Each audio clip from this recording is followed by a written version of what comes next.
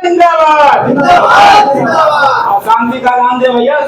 दूर दराज से आए हुए गौंड समाज के सचेतक बंधु, ये चर्चा हो रही है। इस ढंग से चर्चा ये प्रतीत करता है कि हम गौंड हैं या कुछ और हैं। इसका आकलन आप कर लीजिए। आप अपने कर्तव्यों का मूल्यांकन खुद करिए। हम पढ़े लिखे लोग हैं, इस ढंग से बात नहीं करते। लायर हैं, संविधान पढ़ते हैं, संविधान की सीख दिलाते हैं, संविधान के दायरे में रहकर काम करते हैं और गलत शब्दों का प्रयोग नहीं, असंसदीय भाषा का कदापि प्रयोग नहीं। जिस ढंग से सदन में असंसदीय भाषा का प्रयोग होता है, ऐसा प्रतीत होता है कि क्या है नहीं जानते। सिर्फ नेता बनने के लिए लालाए तो कहते हो कि हम गौंड जाति के हैं। अरे गौंड पर मर मिटा है कितनी दुनिया, यहीं तक सीमित नहीं है ये गौंड, पूरे संसार में फैला हुआ है गौंड। और मैं तो सन 1980 से तहसील का लेखा परीक्षक रहा है। वहां से पढ़ते पढ़ते सीखते सीखते आज मैं राष्ट्रीय उपाध्यक्ष पद पर आपके बीच में खड़ा हूं। अब जो मुझे जानकारी हो गई है संस्था के बारे में, क्या जो हमारा बच्चा है आज 45-46 साल का है, उसको जानकारी है? नहीं है तो क्या आवाज है इस ढंग से बात करेगा? सीखने की भी जरूरत होनी चाहिए, वो भी सीखे। ये हमारे स्टडी रूम समझ लीजिए कि जो कोई लीडर कहे उसको समझे। अगर एक शब्द उसके दिमाग में बढ़ जाए तो समझिए उसका अहोभाग्य है। कोई बताता नहीं, चिल्लाते हो आप लोग, तथ्य जो कुछ होता है उससे विपरीत हट जाते हो। एजेंडा 3 बिंदुओं का आया है, एजेंडे पर चर्चा किसी ने नहीं किया। मैं सुन रहा था, भाऊजी ने कहा भाऊजी आप बोल दीजिए। मैंने कहा नहीं, जनपद की समस्या सुनना चाहता था कि जनपद में क्या समस्या यहाँ नहीं खड़ी हो गई है। किस ढंग से आप परसू करते हो कलेक्टर के यहाँ और तहसीलदारों के यहाँ, मैं जानना चाहता था। लेकिन किसी बंधु ने यह नहीं कहा कि इस ढंग से हम वहां वार्ता भी करते हैं, हमारा डेलीगेशन जाता है, इस ढंग से वहां वार्ता करते हैं और वहां से हमें नकारात्मक जवाब मिलता है। तो थोड़ा हम लोग भी उस पर विचार करते। आपने हमको दिया क्या, हम किस पर चर्चा क्या कर दें? सिर्फ यही बताने के लिए ये गौंड हमारा है, हम पूरा बता देते 4 शब्दों को। देखिए, जी से ही एक ग्रेट है, ओ जो है से ओ से है ऑरिजिन है, एन से नेशनलाइज है और डी से डोमिनियन है। इसका मतलब क्या हुआ जानते हो? राष्ट्र का महान सत्ताधारी, राष्ट्र का महान सत्ताधारी अर्थात ये देश का मालिक। इस देश का मालिक कौन है? अखिल भारतवर्षीय गौंड महासभा के बैनर तले बैठे लोग ये देश के मालिक हैं। और देश का मालिक अपने अधिकारों और हक के लिए लड़ता है। कमजोरी कहां से आ रही है? हमारी कमजोरी है कि हम जो बताते हैं आप उस चीज को मानते नहीं, उसको सुनते नहीं। आप अंगुली उठाते हो छांगूराम गौंड जी के ऊपर। अरे यार, अंगुली इस ढंग से करोगे, एक अंगुली उसको उठाओगे, 3 उंगली तुम्हारे सामने भी आ रही। आपका दायित्व क्या था? आपने क्या किया अब तक? हम भी आपसे पूछते, बताइए। 3 उंगली तो आपके ऊपर जा रही है, हम उनके ऊपर उंगली उठाते हैं, 3 हमारे ऊपर जाता है। ऐसी काम क्यों करते हो? सिर्फ नेता बनने के लिए एक दूसरे की उपेक्षा करते हो? शीर्ष पद पर रखते हुए उसकी अवहेलना करोगे तो बताइए क्या वो हमारा राष्ट्रीय अध्यक्ष है, हम उपाध्यक्ष वो नहीं, हम खुद आए हुए हैं। बताइए हमको जितना गाली देना हो तो हमसे आप क्या काम करा सकते हो? विधिक रूप से नहीं आओगे, संसदीय भाषा का प्रयोग नहीं करोगे, असंसदीय भाषा का प्रयोग करके सब कुछ प्राप्त कर लेना चाहते हो। इस ढंग से होता है संगठन? ऐसे नहीं होता मित्रों। संगठन चलाने के लिए हम आपकी बात सुनेंगे और आप उनकी बात सुनिए। जो पदाधिकारी आगे बैठते हैं और कुछ लोग सामने बैठते हैं, वो दाता होता है, ये ग्राही होते हैं। आप कुछ कहोगे तब वो कुछ देंगे, आप स्वयं कहोगे स्वयं दोगे तो हमारी क्या आवश्यकता है? बताइए। संविधान में 243, 244, 245, अनुच्छेद 15, इस सबको आपको पढ़ना भी चाहिए कि बाबा साहब ने जो आज हम उनकी प्रतिमा लगा के बात कर रहे हैं, उन्होंने हमको क्या दिया, उसमें कभी अध्ययन किया? उनके द्वारा बताए गए मार्गों चलने का संकल्प लिया? जिन्होंने अपने प्राण न्यौछावर कर दिए, इनके बारे में सोचा? हमारे भगवान बिरसा मुंडा जी के बारे में सोचा? इसको भी जानिए कि हम अगर अपने अतीत को नहीं समझेंगे, अपने गौरवशाली इतिहास को नहीं जानेंगे, तो क्या हम यहाँ बैठ के मीटिंग करके सब कुछ प्राप्त कर लेंगे? कदापि नहीं होगा। और आज से जान लीजिए, भविष्य में अपने इन समाज तमाम लीडर हैं, जो कुछ भी है, अच्छा करता हो या बुरा करता हो, बुराई से परहेज कर रखिए, उसके कार्यों में सहयोग करिए। काम कैसे होता है उसकी रूपरेखा बता देता हूं। लोकसभा विधानसभा में बिल जाते हैं, बिल कौन ले जाता है? आपका चयनित विधायक। आप गोट समस्या कौन लेके जाएगा? आपका जिलाध्यक्ष। जिलाध्यक्ष कलेक्टर के यहां जाए, बात करे, लिखित में दे वो क्या करता है क्या नहीं करता। आप अपने प्रदेश अध्यक्ष को दीजिए, प्रदेश अध्यक्ष को दीजिए, और ये पूरे जो भी जन आंदोलन साबित करना चाहे, धरना प्रदर्शन की रूपरेखा तय करे, वो पूरे उत्तर प्रदेश का होना चाहिए, ना कि 17 और 58 जनपद की। हम मार वही खा रहे हैं, हम हार वही जा रहे हैं जहां हमारे अंदर विभेद पैदा कर दिया जाता है। इसलिए साथियों मैं कह देना चाहता हूं, प्रत्येक जनपद स्तर से जो व्यवस्था देंगे हमारे प्रदेश अध्यक्ष जी, उसके मुताबिक काम करिए। जो मांग पत्र का आपका जाता है कलेक्टर के पास, इग्नोर होता है, उसकी कॉपी अध्यक्ष जी को दीजिए, वो मुख्यमंत्री के पास भेजेंगे और एक कॉपी राष्ट्रीय अध्यक्ष को देंगे, राष्ट्रीय अध्यक्ष अपने माध्यम से प्रधानमंत्री के पास भेजेगा। ये व्यवस्था है कॉन्स्टिट्यूशन ऑफ इंडिया, जिस प्रकार से चलता है उसी प्रकार से यह महासभा चलता है। जो अनुच्छेद उसमें होते हैं वो नियम कानून हमारे पास भी लागू होते हैं। हम जो भी बात करेंगे संविधान के दायरे में रह के काम करें, तभी हमको इंसाफ मिलेगा। आप हारते कहां हो? आप हारे नहीं हो। उस समय की बात बताओ जब 6 मई 1950 में जब आपका ये रजिस्ट्रेशन नहीं था, आखिर बात क्या हो गई कि रजिस्ट्रेशन करवाना पड़ा, संस्था खड़ा हुआ। इसको इस बिल को आप नहीं बताएंगे? इसमें भी साथियों बारीकी आप देख लीजिए। संविधान लिखे जाने वक्त क्रिमिनल टाइप की सूची में आपको डाल दिया गया था कि ये अपराधी जातियां हैं, जैसे खटिक होता है, निषाद होता है, पासी होता है, वैसे गोंड भी होता है। क्रिमिनल टाइप की सूची में डाल दिया गया था। उस समय हमारे संगठन के निर्माता 6 मई 1950 को लौह पुरुष सरदार वल्लभ भाई पटेल जी के साथ खड़े होकर और कहा, मान्यवर हमने गलती कहां किया है कि जो हमें आप क्रिमिनल टाइप की सूची में डाल रहे हो। उन्होंने आपके बारे में अध्ययन किया, अध्ययन करने के बाद उन्होंने आपको उस सूची से गायब कर दिया, कहा ना ये क्रिमिनल नहीं है। नजीर दिया गया था कि इन्होंने अंग्रेजों को डुबा के मार दिया था, ये इनके ऊपर अपराध लगाए गए थे, आरोप लगाए गए थे। वहां हमने साबित किया, हमारी संस्था के लोगों ने साबित किया कि हमारी क्या गलती है, हम तो देशभक्त हुए। अंग्रेज आए थे, अंग्रेजी में कुछ बातचीत कर रहे थे, वो हमारी भाषा नहीं थी। हमें पता चला कि ये हमारे देश को ही बर्बाद कर देना चाहते थे, हम तो वैसे बिखरे हुए हैं, हमने सबको डुबो के मार डाला है। जब हमने सबको डुबो के मार दिया तो हम अपराधी का, हम तो देशभक्त हैं। इसी नजीर पर सरदार वल्लभ पटेल जी ने क्रिमिनल टाइप की सूची से आपको मुक्त कर दिया और आपको देश का महान सत्ताधारी उन्होंने माना। संविधान लिखी जाती थी तो सरदार वल्लभ भाई पटेल किसी के पास नहीं गए। 565 रियासतें थी, 565 रियासतों में से 248 रियासतें सिर्फ गोंड परिवारों की थी। उन 248 रियासतदारों राजाओं से उन्होंने खुद संपर्क किया और कहा, महोदय यदि आप लोग सहमति व्यक्त कर दें तो हम इसे एक देश का नाम देना चाहते हैं। तो कहा हम अपना राज्य आपको दे दें? उन्होंने कहा हाँ आप दे दिए, लेकिन आपको स्थान मिलेगा। उन्होंने कहा ठीक है। उन्होंने 248 रियासतें सरदार वल्लभ भाई पटेल जी के कहने पर दे दिया और संविधान की अनुच्छेद 25 में आपको दर्ज कर दिया है।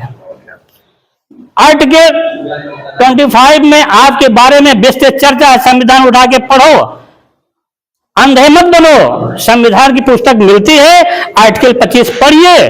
आर्टिकल 25 में आपके लिए व्यवस्था दी गई है कि आपको आपका अधिकार जिस प्रकार से पहले था उसी प्रकार से आपको मिलेगा। पूरी व्यवस्था दिया गया है। लेकिन अनुपालन नहीं हो पा रहा है। कहां से कमी है? या तो हमारी कमी है या हमारे समाज के लोगों की कमी है कि हम उसका अनुपालन उस आर्टिकल 25 का नहीं कर पा रहे हैं। द्रौपदी मुर्मू जी आई, उन्होंने पेशा एक्ट कानून पास कर दिया। अब पेशा एक्ट भी आप लोग जानते होंगे। पेशा एक्ट मतलब पेशा मतलब ये काम नहीं है। पी से होता प्रिवेंटिव, ई से होता एक्सटेंशन, टू से और टू पंचायत कंट्रोल, ये उसका एक्ट है। एक एक्ट बना दिया, उसे पेशा एक्ट कहा गया है। उस एरिया में आपका जो ये एरिया है वहां आपके अनुमति के बगैर कलेक्टर और मिनिस्टर भी नहीं घुस सकता। एम द्रौपदी मुर्मू ने उसको पास कर दिया, अभी जल्दी पास किया 2023 में। इसके पहले ये पास नहीं था। तो हमारे अधिकार सब सृजित हैं, हमारे सब अधिकार हैं, लेकिन हम अपने फंडामेंटल राइट को प्राप्त नहीं कर पा रहे हैं। अब हम लोग आते हैं थोड़ी बातें सुनने के लिए, हो सकता कलेक्टर के पास चलने के लिए डेलीगेशन में महासभा के लोग भी चलते, लेकिन आपने ऐसी स्थिति पैदा कर दिया कि आप ही सब जानते हो और कोई कुछ जानता ही नहीं। इस प्रकार से दोस्तों ना करो। हम भी पूर्ण पक्ष नहीं हैं, हमको भी अध्ययन रातों दिन करना पड़ता है, आपको भी करना होगा, तब कहीं आप जान पाओगे गोंड के बारे में। 750 उपजातियां आपकी है। आप देखते हैं कहीं कहीं नारा लगता होगा जय गोंड जय गोंडवाना, 750 हम तो साफ लिखते रहते हैं। हमारे 750 उपजातियां हैं और आप 7 के चक्कर पड़े हो, तब ये पूरा भूमंडल आपका था। गोंडवाना तब आपका था जब 750 उपजातियां आगे साथ खड़ी हुआ करती थी। उस समय के शासिका रानी दुर्गावती जी थे। सन 303 से लेकर 1664 तक का राज्य करने वाला राजघराना गोंडवाना था, दूसरा कोई नहीं है। लेकिन आप अपने अतीत को नहीं समझ पाते, इतिहास को नहीं जान पाते, ना जानने की कोशिश करते हैं, ना पढ़ते हैं, तो आखिर क्या जानेंगे भैया? किससे क्या जवाब दोगे? कोई कहेगा हम क्षत्रिय है, कोई कहेगा ब्राह्मण है। बताइए, क्षत्रिय ब्राह्मण कहें तो आप तो अपने को निम्न मान लेते हो। अरे निम्न तो वो है जो इस मुल्क का है नहीं, श्रेष्ठ तो हम है जो हम मूलवासी हैं। कह के देखो ना, देश तो हमारा है। जब औरंगजेब ने रजिया कर लगा दिया था, रजिया कर लगाया तो ब्राह्मणों ने साफ कह दिया कि हम हिंदू नहीं हैं, हम विदेशी हैं, हम विदेशी हैं। और वो आपको सब कुछ लूटपाट करके आपको सत्यानाश कर रहा है। उन्हीं की लिखी हुई किताबों को हम लोग अध्ययन कर रहे हैं। जो आपके समाज के लोगों ने लिखा उसको कोई नहीं पढ़ रहा है। गोंडवाना का इतिहास भी आपको पढ़ना चाहिए, इतनी मोटी पुस्तक है, आप वो ले लीजिए, जाए जबलपुर से किताब ले आइए। पतली किताब पढ़नी है तो बिकते स्टॉल लगा के उसको पढ़ लीजिए। अध्ययन करना पड़ता है, ऐसे नहीं चलेगा। पढ़ना होगा मित्रों, तब जब जानकारी होगी उस ढंग से हम अधिकारी को लपेटेंगे। हम आपको बता देते हैं, जनपद अम्बेडकर नगर की समस्या पूरे प्रदेश में सबसे जटिल समस्या है। इसलिए कि वहां 60 लोगों के ऊपर FIR भी तहसीलदार ने कर दिया था।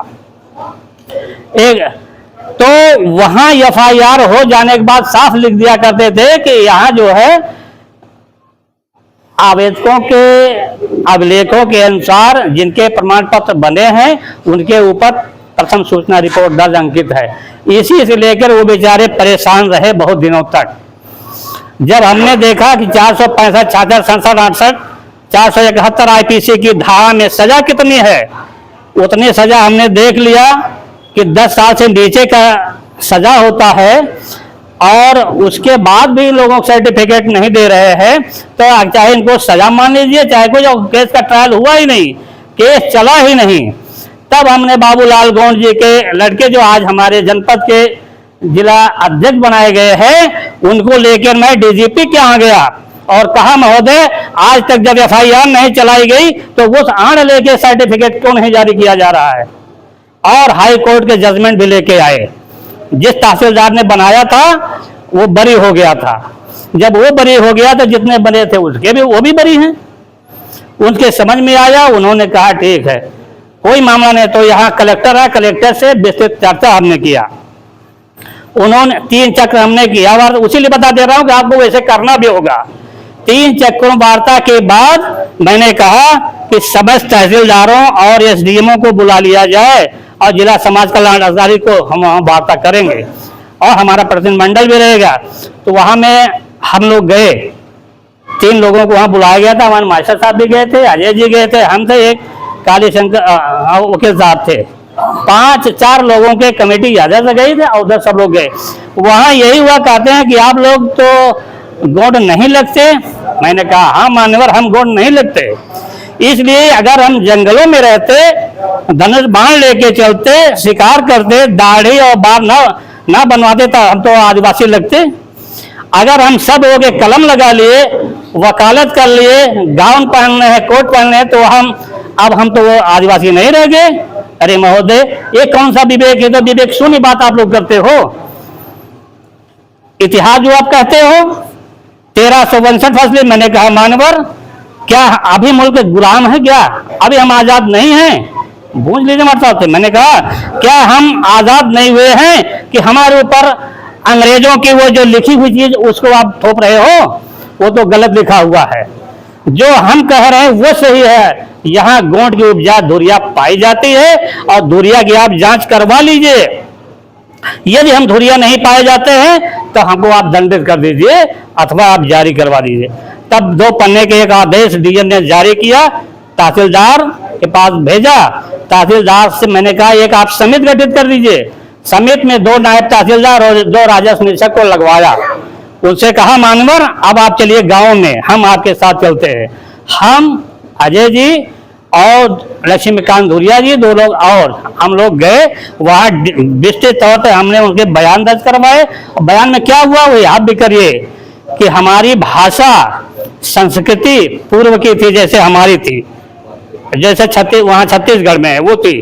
अब हम नए इस परिवेश में आ गए हैं, हम पढ़ लिख लिए गए हैं, हमारी गोंडी भाषा हम यहाँ ना बोल करके बल्कि अब हिंदी, इस परिवेश में रहकर हिंदी बोल रहे हैं और लिख पढ़ रहे हैं। लेकिन हमारी जो वैवाहिक कार्यक्रम होता है, विवाह होता है, उसमें आज भी हमारे गोंडी नृत्य होते हैं, पूजा पाठ होता है और बलि प्रथा हमारे यहाँ है। बलि प्रथा में हम मुर्गा और बकरे को ही काटते हैं या छुआ चढ़ाते हैं ननिहालों में। इस ढंग से समझाने के बाद उन्होंने बात को माना और रिपोर्ट दिया। सभी लोगों ने रिपोर्ट, चारों आप समझिए पूरा तहसील ने रिपोर्ट दे दिया है। इसी बीच में किसी महोदय ने फाइल हमारी गायब कर दी, दूसरी फाइल फिर तैयार करवाई गई है। तब से 5 तहसीलदार 3 महीने के अंदर ट्रांसफर हुए थे, अब उस पर फिर काम शुरू हो गया है। तो मेरे कहने का मतलब ये साथियों, लड़ना पड़ता है, समझाना पड़ता है। देखिए आधिकारिक मुंह से निकलने के पहले आप उसका जवाब दे दो। उतनी पंचुअलिटी अगर आप में है, उतनी जानकारी है तो आप राउंड ले जाओगे, अन्यथा वो तो उल्टा सीधा कहेगा। हम उस पर ना चले, हम अपनी बात कहें। ये रहे साथियों बातें। रही बात हमारे अधिवेशन की, जैसा कि तय हुआ है अधिवेशन होगा, वो व्यवस्था हमारे प्रदेश स्तर की व्यवस्था और राष्ट्रीय कार्यकारिणी की व्यवस्था हमारे प्रदेश अध्यक्ष जी करेंगे और राष्ट्रीय अध्यक्ष जी जो निर्णय लेंगे आपको उसमें सहयोग करना चाहिए। किसी को भी चुनिए, चुनाव होते समय आप अपना विरोध दर्ज कराइए, मत दीजिए। इस ढंग से आप बदल दीजिए, कुछ भी कर लीजिए, लेकिन जब तक हैं तब तक कुछ मत कहिए। ठीक साथियों, इन्हीं शब्दों के साथ एक बार पुनः कह देना चाहता हूँ साथियों, अरे वक्त गुलशन पर पड़ा था तो लहू हमसे लिया और बाहर आई तो कहते हैं तेरा काम नहीं। ये चल रहा है, इस ढंग से काम हो रहा है, आपको सोचना और समझना होगा। इसी शब्दों के साथ जय हिंद, जय भारत, जय गौंड समाज।